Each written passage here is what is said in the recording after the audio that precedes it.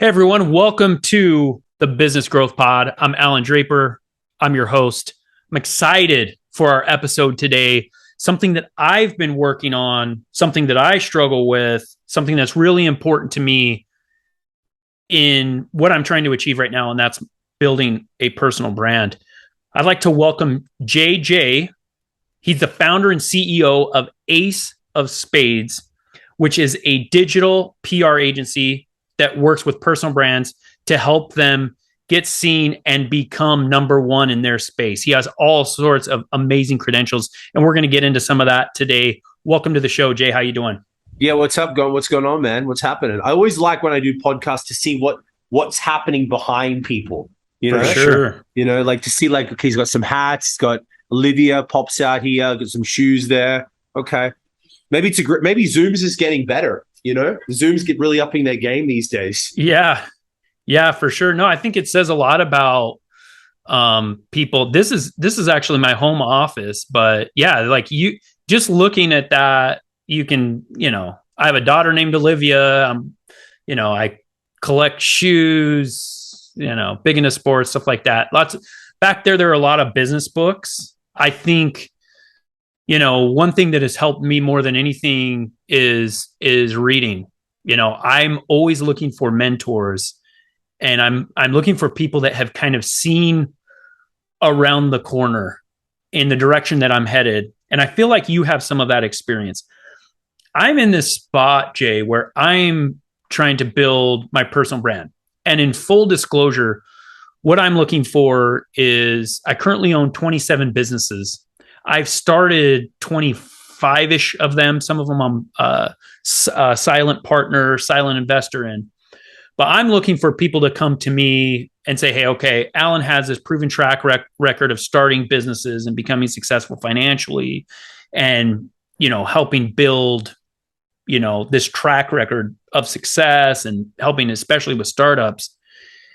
And I think ultimately it's because I'm an angel investor and I'm looking for other companies to invest in. So, but the personal brand thing has tossed me. It really has. And I've paid for PR. I've done a lot of PR work. And it's a lot of work, man. Would you agree with that? Like developing a personal brand is a lot of work. Yeah, well, yeah, like you're building a brand. The brand is you. So when it's you, you have to be vulnerable. You have to be transparent. You have to be authentic. You have to make people like you.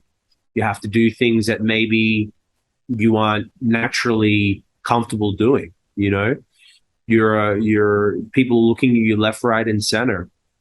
And it's not like taking a water bottle and this is the brand, and you can change the color of it, you can change the design of it, you can change the taste of it. You're selling the benefits of it, you're selling how people will use it. But when this is away and now you've got this, there's so many different elements to like being a person, because people can relate with this. They can't relate to this. They understand it. They know what it is, but they know they know this. They know what a heart is. So personal branding is tough, I think, because a lot of people forget about some big things about personal branding. I think a lot of people they have an idea of what a personal brand should be, and they get scared about doing it because they're like, I don't want to be like that person. I don't want to be Gary Vee. I don't want to be Kim Kardashian or that larger than life personality. But I think it comes down to, man, what is the end goal of wanting to grow the personal brand? I say this to people all the time. People come to me like, I want to do this. I want to, I want to get featured in Forbes. I want to like speak on stages. And then once you find the why behind the motivation, then it becomes easier to figure that out. So I would probably say to you, like, why do you want to grow a personal brand?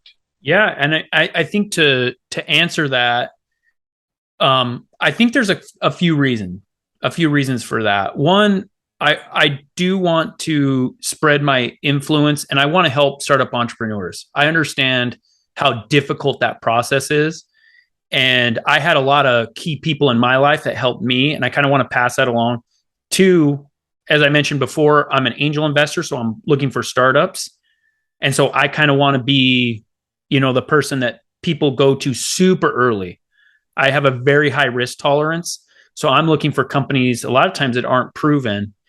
Um, and I think the third aspect would be I'm I'm on this journey to learn. And this concept of personal brand, I think it's so interesting. And I love the very first thing you said is, yeah, it's developing a brand. And that really hit me, man, because I've developed brands and it's hard. It is a lot of work and it's a lot of consistency. And it's funny because, as dumb as this may sound, I've never thought about that in terms of building a personal brand. I thought of it more like, you know, just coming to the scene and all of a sudden you get this exposure, and that's just not the case. Well, yeah, but you keep seeing it's funny, like, and I appreciate the transparency. You say the word, it's the same word. Exactly. Yeah. You're wondering why it's different. It's the same thing. I think, and the way I always look at life, this is just being a traveler. I'm always very hard. I'm always the hardest on myself, right? I'm always playing devil's advocate. Okay, why is it hard? Like, why do people struggle with growing their personal brand? Like, what is the thing that's stopping people? And a lot of the times, man, it's hard because, once again, there are so many elements of us that we have to reveal and that we have to share, And once again, this does not talk. This does not communicate. This is a very three-dimensional, it's like, it's an object, right? But as a human, we have emotions, we have feelings, we have eye contact, we have tonality, we have human to human connection. Like, this does not feel. This is just an object. So I think people forget that with this personal brand, it's like it is a whole showcase of everything. And I think a lot of people forget that when they are trying to build it, it is more than just, oh, let's just like get on podcasts or like, make some content. Like this, you're forgetting a huge element, to it's everything. I think there's this interesting concept, and it's something that I struggle with. So I'm I don't I'm not an old guy, but I'm not super young either. I'm in my low 40s. And so I didn't grow up with social media. And Jay, I really struggle with this idea of, and you kind of touched on it a couple of minutes ago, of in this process of building a personal brand, becoming, right? So it's not just, it's a type of marketing. So it's not just about the product, right? I have a proven track record of successful businesses. That's not enough. I struggle with, and I have a content creator full time, and he helps coach me and bring out things in me that I'm really hesitant to either talk about or address or whatever, because I don't want to come across as fake. How does somebody get beyond? And I think I'm getting there, but how does somebody kind of mix the two sides of putting something out there that's desirable for people to consume, but coming from a place of authenticity and realness, not just this facade? Yeah, good question. So, one of the biggest, coming back to sort of what I shared before, like one of the biggest problems that a lot of people struggle with building their personal brand, it isn't resources, it isn't tactics, it isn't they don't know how to use a video camera. It's the vulnerability. It's the getting off, like having to share things that they never shared with people before, because we want to have this image, right? A guy we work with, like a lawyer, here in Miami, and he's in a big building, 37 floors up with his power jacket on. And I said to him, listen, Frank, you got to tell everybody now a case you lost. I said, I'm not doing that. I said, you have to.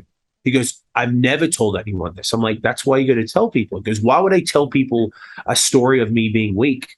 I said, because that's relatable. That's authentic. You already hit success. That's why you're working with me, and you want to go bigger, right? And he goes, yeah, I want to share my legacy and I want to do that. Great. So was growth like that? Was it win, win, win, win, win? No. the moment you share that story, right? You don't have to share the nuts and bolts and like maybe the real dark secrets of the story, but share enough so people are like, oh my gosh, he's lost a case, I've lost a case, now we connect. So I think with personal branding, the vulnerability, sharing enough so that people can feel like they can relate to you. You don't have to share the deepest, darkest secrets. And I think that's where a lot of people struggle with. Like, well, I didn't sell drugs on the street. I didn't do this. This didn't happen to me. No one touched me. No one did. People think these crazy stories of that's how you connect. I tell people this. Have you ever had a bad business that's gone wrong? Great. Have you ever been through a bad breakup? Great. Have you ever lost an animal, lost someone close to you? Great.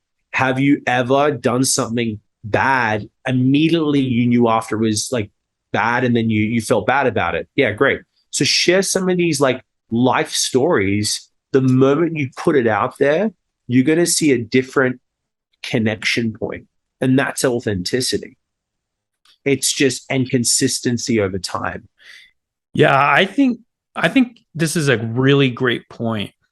And I had a video or a post or something in the last few months where and I can't remember the details. I was having a crappy day, or I disclosed some type of nominal failure, and the response was incredible. And people they DM'd me like, "Hey, dude, thanks for sharing this." And I have mixed feelings about this because entrepreneurs, there is something crappy that happens to us every single day. I own a fairly large service company, and I had one of the technicians get in an accident in Michigan today. And so for me, Jay, it's like, what's the balance, dude? Like, what's the mix of me showing successes versus showing failures and being vulnerable? Is it 80% positive, 20% vulnerability? Or what is that? How do we get to that sweet spot? Yeah, that's a good question. I don't look at it like that, because the thing with personal branding, man, and the thing with content creation is it's supposed to be evergreen. It's supposed to be ongoing. So if you're constantly okay of sharing things throughout your life, you never have to think, oh, today I already did this post yesterday. I can't, like, for me, that doesn't flow. And now and then the problem with that, now you're in analyzation mode. With content, it should be flowing, right? Because you're in this forever, right? You're always going to share things. So you may jump on your stories, you may not have to share exactly that case. You're like, hey, life as an entrepreneur guy sucks. Like, I'd love to know what I feel like every day or every few days something happens that we don't talk about. I had a problem with my staff this morning. What happened to you?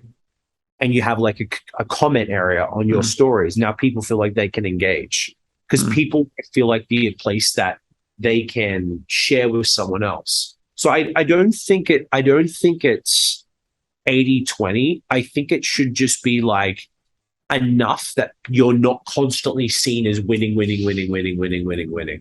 because it's not real then, it doesn't truly connect with the person deep down. Like, for example, for me, I've had people say, Jay, like, you're always like well put together, you're always this, you're always that. And then I'm like, if that comes up a little bit, I'll throw in some vulnerability, because, man, at the end of the day, I get it. I'm not going to post every day of all the failures. That doesn't make me feel good. I want to show my success, but I also know that's also not realistic as well. So when I do throw these things in, I do get a tremendous amount of engagement, because it reminds people it's the reality of it. So if I'm late in the office, which I usually am, I'll post at 11 o'clock at night and I'll get huge engagement the next day, or if I have like, something doesn't work well, the contract, like, hey, I shared a story recently, I got screwed over by someone, a business partner, bad. Like, I got a tremendous amount of engagement with that, right? So I didn't go into the details of how much, who it was, but I was at a very vulnerable time. And I went, you know what? This is probably good to share, because I'm doing it for the reason that I wish someone shared this with me when I first started. because we see people we look up to, and we never see them fold, you know, and yeah. I think this is, I mean, I think it's really impactful because sometimes when we have mentors, people that we look up to, we we see the facade, or we see just the constant success, and we don't see the failures and the struggles, and then we think, oh, we're different, so we can't live up to that. And so I mean, I love this idea, and I think I'm going to start incorporating it a little more than I have been, because I always have a story of something that happened, issue with a business partner, a failure, whatever. Um, I think something that's very interesting about you is that you've grown your YouTube channel. You're around 60 million views. You have 1 million plus followers on Instagram. And I mean, that type of traction is, it's very admirable, but I think there's more to it than that, right? It's not just numbers. What has gone into the success that you've had in developing big numbers like that? Well, there are two responses, right? Just work hard and believe, which is the Hollywood answer. But the reality is consistency, consistency over time. YouTube took me 10 years, videos every week, and it's exactly what everybody says. One day you're just rolling through, and then one gets a spike, and then you're like, keep going. And then one other gets a spike, and it's over time. I tell this to a lot of people: are you in this today, or you're in this forever? And it changes your mindset on things, right? Because even for me, maybe even for you, if things don't work in a week, a month, 4 months, you're like, oh, I'm out. Man, it takes years, like, I know I have to be so careful of that too when it comes to like work. It's like, in my opinion, a lot of us, including me, don't spend a long enough time on a certain activity to know if it's actually working out. I had people come to me like, oh, I'm trying to do this, or I'm like, okay, how many sales calls have you done? Oh, 10. I'm like, come back to me when you do 1,000. Then we can talk about that. Like, I don't think that people put enough runs on the board to actually see the result of the fruition, right? Because you look at any most big superstars in your own eyes, like they've done this task for most of their life. That's why they're masters. It's not been a 1 year. It's not been a 1 year gig. They've been working on it over and over and over and over and over again. And then as entrepreneurs, it's good for us to be reminded of that, because we have this tendency of like, how come I can't schedule $1 million or this number or this and like this? I'm like, well, hang on a second. What's the reality of this? Is that the truth? Or are we just telling ourselves that? Yeah. And the cool thing is that entrepreneurs get that. They get that a lot of times Hollywood will like glamorize like certain celebrity CEOs or founders, but it's like, I love that saying that's like, yeah, I'm an overnight success 10 years in the making, or something like that. It's like, yeah, there's something that clicked.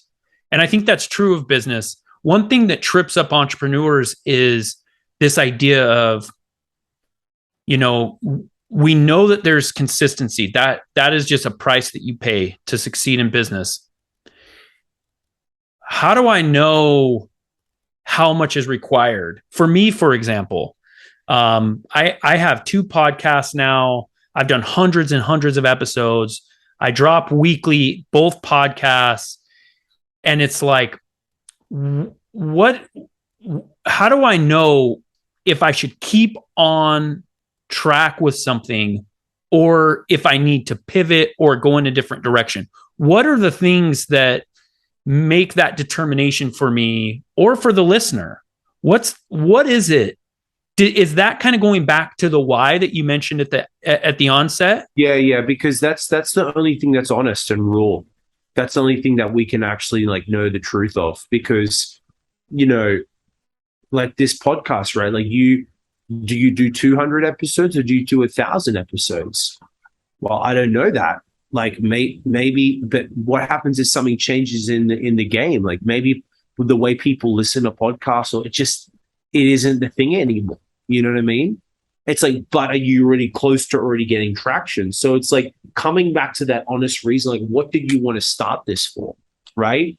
I do agree though. I do believe though, if eventually you're just fed up with it, I don't think that's a great way to run something, because I did that with YouTube when I got to a point where I was just forcing it and I was just trying to do it for the views, and you just hate it. You're like, this is pointless here, you know? So I would, for you, come back to that. Why am I really doing this? And what's the honest truth about it? You know? I do think that you have to put more runs on the board than most, but I also think you have to figure out what's not working. You know, if you've done 100 podcasts and it's not working, dude, maybe you have to change it up. Maybe something's not working. And I think that's another thing too to share. We're quick to blame the market or the blame this, but we're not quick to turn it back around on us. Dude, maybe it's us. Maybe we're not a good interviewer. Maybe we're not a good salesman. Maybe we're not. Let's fix us, you know? Like, when was the last time we do this in Hollywood a lot when I used to live in LA? They're called focus groups. And before, it's a release party, right? When a song comes out, they'll bring your friends over, listen to it, you know? A movie comes out, a focus group, they'll give honest reviews before they go take it to the real public because they want to know the truth. And I remember someone saying this to me a long time ago. When was the last time you did a focus group on yourself? I was like, okay, that's powerful. Like actually getting people to break down your business. Like, and not being nice, like literally like that does not make sense. Why is that color there? I don't get it. But very few people, including me, I think I can take it more than most, but like you got to be prepared for that because you may find something out that you're not ready to find out. For sure.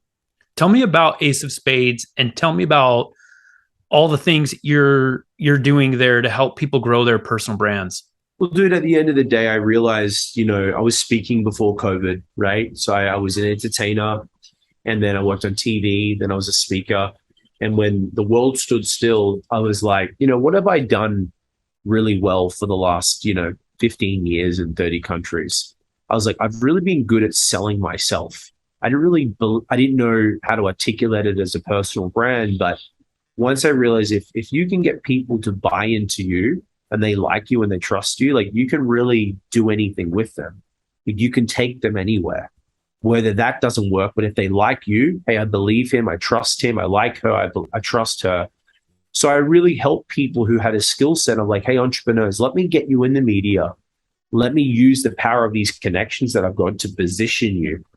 Because we all know these people, like most people aren't that unique. Like, I'll get to be honest, there's not that many people that are that unique. Like that, like really? Like you make landing pages. It's true. Like you're a great copywriter. Okay, look, listen. I think I'm a great publicist. I'm not the most unique publicist. Like people like, oh damn, you know what I mean? Like there are very few people in the world and skill sets that it's like I've never seen that before ever. So if that's the case, and we're all the same person and we're all good at what we do, what makes us different to get the opportunities? Well, it's people knowing us. It's getting the attention. It's being on TV. It's positioning ourselves. It's helping them with the podcast. It's being more known. So my job and the team's job is like, how do we take your skill set or talent and position you and package you and promote you? And the funny thing is, like, once you do a little bit of that, the opportunities tend to come a lot easier. I've seen it firsthand for myself. Like people will just throw things at you because they know you. And if you have a somewhat element of fame, doesn't have to be a lot, just could be like, hey, man, I saw you on the podcast. I've seen you before. That's enough for people to give you that trust. And that's what personal branding can do because you're selling you're selling the product. Yeah, I've heard it, been said that in today's kind of world with social media and what's going on with our economy, that a personal brand is more valuable than the equivalent brand for a company. I agree. Yeah, I really agree. Companies now like are realizing they've got to have human behind the brand. They've got to find some kind of face. Now it's hard for Coca-Cola or Nike, but they're using characters, right? Remember the Verizon guy? Like that was a big thing. You know what he looks like. You may not look, but you know the guy. He's like that kind of standard white Caucasian male, Yeah. like very Yeah. like nerdy, right? That's the Verizon guy, you know? But people are realizing people want to connect with people. Like who cares? Like I keep going back to this, but like, okay, what's the benefits? Alkaline, holds well, feels well. Or if it's a person behind it, every time I drink this, I feel amazing. Now it's like, oh, I want that. And that's part of it. That's why people use influencers and they use celebrities to endorse things. But people are smart now too, man. People know when people are getting paid to promote something. Hence why it's like if people can get to know you through this messaging over and over and over again, like this would really help you, man, with investors. If you can share with people the track record, so the first layer of like he's trustworthy, he's had result, this is my story. Now you break into a little bit of how you've done that. Like, man, I'm sure not all of them made $1 million in the first year. I'm sure some of them sucked. I'm sure you've learned some things. Now you can teach other people who want to be like you, sound like you, or become you, and you show them the steps on how to do that. Hey, this is how I would start. This is how I would start a business today. Here are the things you must need. First thing, LLC. Second thing, get a good accountant. Third thing, get a good business plan. I'm just going off, right? But that alone with a piece of content, now people are like, he's the expert. I like him. He cares, and I want to buy into him. So that could be a move for you. Love that. So Jay, somebody comes to you, they're like, hey, for whatever reason, I want to start working on my personal brand. Haven't done anything, no real exposure on social media. What are steps 1 through whatever? Where do we start? Step 1, you need to have money. Yeah, Whole Foods don't take fist bumps and high fives, man. No, look, I tell people, first thing I tell them is like, why do you want to build a personal brand, right? And then I find out like what do they expect by growing this? Let's say that they're being authentic with the true reasons of why they want to do it. The first thing we've got to do is we've got to get them over, which is the hardest thing, get them over the feeling of being on camera. Most people are scared of being on camera, man. They're scared of actually talking to the camera. Think about it. Public speaking is the number one fear in the world. Still today. It's never been beaten. Yeah, isn't it like something like people are more afraid of public speaking than death or something like that? Yeah. No, look, the rule is there's a microphone with a stand and a pool of sharks, great white sharks swimming in blood. 500 people, and people would rather jump in there. That to me, I still don't comprehend that. Like I understand the feeling of being in front of a crowd. I can understand how you'd be scared, but knowing that the feeling of fear is better for you to just jump with the sharks and die, right? Than sit there with the feeling of 500 people staring you down. So yeah, so I think the first part is this, right? First part of personal brand is like, what do we want to talk about? Like what's the end goal here, right? Second thing with the personal brand is getting them to be uncomfortable in front of camera, right? So getting them, hey, you're going to be making content. We're going to be doing this. We're going to be doing that, right? And the third thing, which is my biggest, they've got to be coachable. Like have to be coachable. I call it the 3 C's. You got to be coachable, you got to be committed, and you got to have cash flow. But out of the cash flow, we can find. The committed, that's just obvious. But if you're not listening to me, you can't, this isn't going to work because I've got to tell you to do things that you've never done before. You're going to have to do an Instagram live every day to get over the fear of talking to a camera and not feeling stupid with one person. Guess what? If you can't deal with that, how are you going to deal when someone asks you a super hard question on a television show? You're going to freak out. You're going to cry. You're going to literally freeze. So if you can't be comfortable, Mr. Plastic Surgeon who's made his money and thought he doesn't, Mr. Entrepreneur who's got 50 businesses that make so much money, if you can't talk to the people every day and commit to me and doing this, why am I going to give you a TV show? Why am I going to give you that? Yeah, so that's how I am, man. Because I know what's going to happen when it's going to happen, and everyone thinks they're super tough. Just wait until you get asked the hard question on TV with the lights and the journalist behind the camera. She's triggered by something from you, whatever that reason is, or the producer's in her ear and says, "Hit him with this question," or jab him, and you fumble. That could be a hard one to fix. For sure. Love it, man. Well, Jay, you know your stuff. That's for sure. Yeah, no, it's been a real pleasure. Where can people reach out to you if they want to learn more about you, more about Ace of Spades, or whatever else you've got going on, man? Yeah, and yeah, if anyone's listening and wants my help and support to position them and really give them the tools and the blueprint of how to do this the right way, you don't have to be someone you're not. I think that's the other big thing I wanted to say, Allan, over this time. Like, you don't need to be this character. You don't. Because everyone in the world, once again, if they'll connect with you three ways. One, they look like you, they sound like you, or they want to be you. Like, Allan, you will get white 35 to 50-year-old males, right? Because that's what you look like. I will get dark Indian Ricky Martin looking stylish guy. I know what I bring to the table. But the point of the story is I when I've done content, I looked at my countries of YouTube. I got Persia, Tunisia, India, Sri Lanka, Dubai, so people are connected with me because I look like them. So you don't have to be someone you're not. You just have to be authentic. And people, man, are smart. They feel it.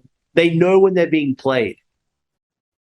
They're like, somebody doesn't feel good about this girl or guy. They may not say it, but they feel it here. So yeah, if you're out there and you want to put a plan together, you want to get on TV, want to get in the media, aceofspadesagency.com. aceofspadesagency.com. Love it. We'll add that to the show notes. Jay, this has been a real pleasure, man. I honestly feel like I've learned a lot, and it's definitely going to help with the trajectory that I'm on, the path that I'm on. So I appreciate you, man. Wish you nothing but the best in the future. If you've enjoyed today's podcast, please leave us a rating. And for daily inspiration and business tips, follow Allan on Instagram. Until next time, remember, we build the future one entrepreneur at a time.